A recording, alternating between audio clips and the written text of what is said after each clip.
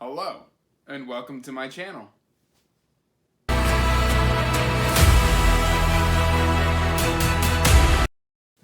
Hey everyone, welcome back to Andrew's Wizardly Reads. I'm Andrew, and today we're doing the channel's very first Why You Should Read video, John Gwynne's Of Blood and Bone. Alright guys, quick cut in. I know I said it was the Of Blood and Bone series right at the introduction. I know it's Faithful and the Fallen. I just got done reading Of Blood and Bones Book 1, and it was just stuck in my head. Carry on. It is his debut series consisting of 4 books. It is an absolute fantastic series, and I can't wait to tell you more about it. So, diving right on in. We start off this series with Malice. Now, what's it about?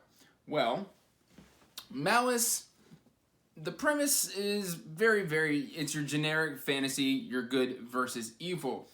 Here you have, the story starts off with a backdrop of 1,000 years ago, 2 godlike entities, a good god and a bad god, were warring with each other. The good god decided to do away with the bad god and firebombed everything, and just started roasting humans and giants alike.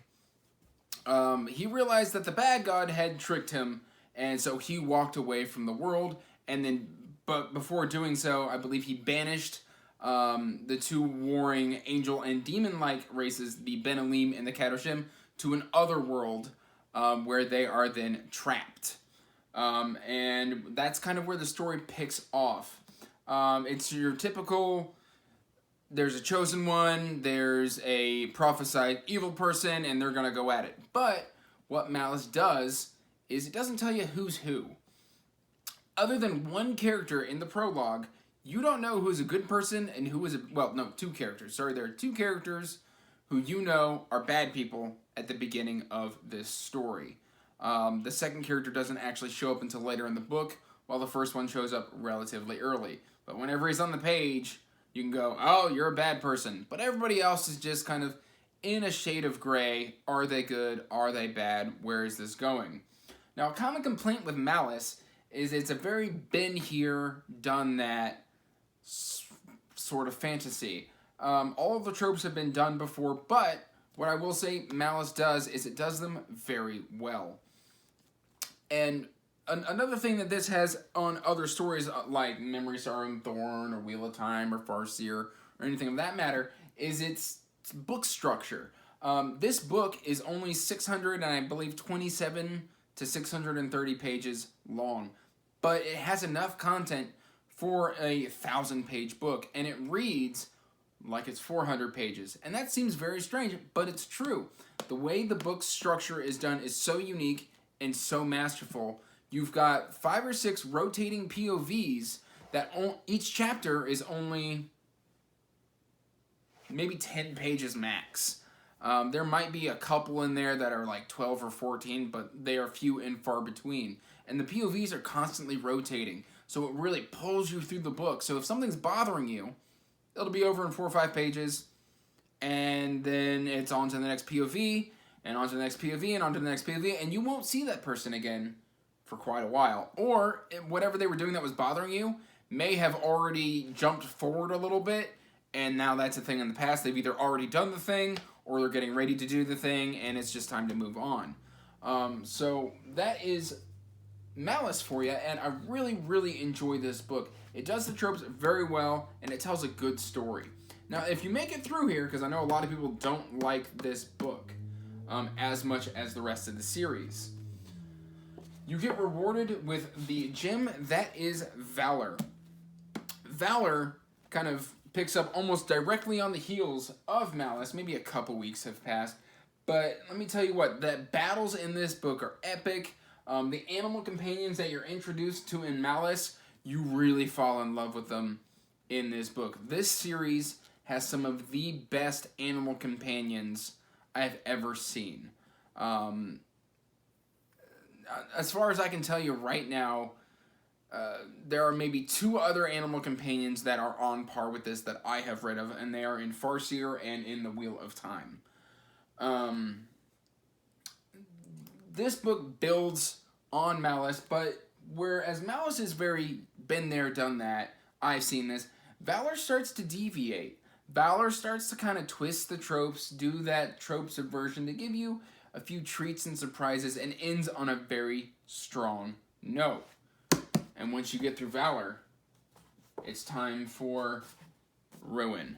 Ruin, if you talk to many Faithful and the Fallen fans, Ruin is 9 times out of 10 gonna be the favorite. And that is just because mainly of the end.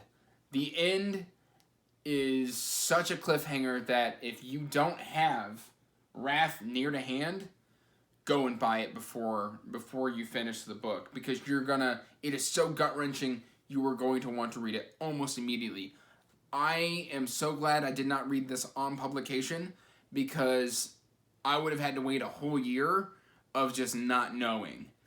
It is that good of an ending, and I could not give this more praise.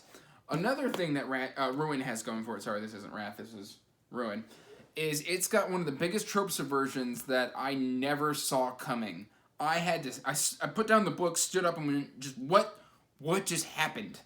And Ruin, I could sing praises to this book until you're tired of listening to me. But we're gonna go ahead and move on to Wrath. Now, I just talked up Ruin like it was the end-all be-all. Wrath is still a very good book, almost on par with Ruin. It is maybe just a notch lower than Ruin, but overall it is very, very satisfying. The ending is just, I didn't see it coming. I saw how it would end coming, but I didn't see, poor wording. I knew how it would end, but I didn't see how they would achieve that coming. There were character deaths in this that just, I was so sad. But at the end, you were left with this beacon of hope. And honestly, I hope to do a reread of this I won't say very soon. Within the next year or so, I would love to do a reread of Faithful and the Fallen, just to come back, visit all of my favorite characters, and just have a good old time. So, that is why you should read Faithful and the Fallen. It is fun, it is fast-paced, great animal companions, well-developed characters. It starts off a little weak, but in the end, it ends, just each book improves.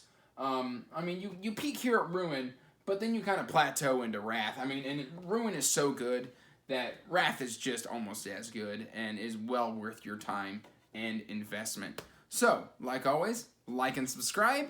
Let me know in the comments down below if you've read Faithful and the Fallen and you enjoyed it. Did you not enjoy it? Do you plan on picking it up? Let me know. Let's discuss. Till then, take care. Bye.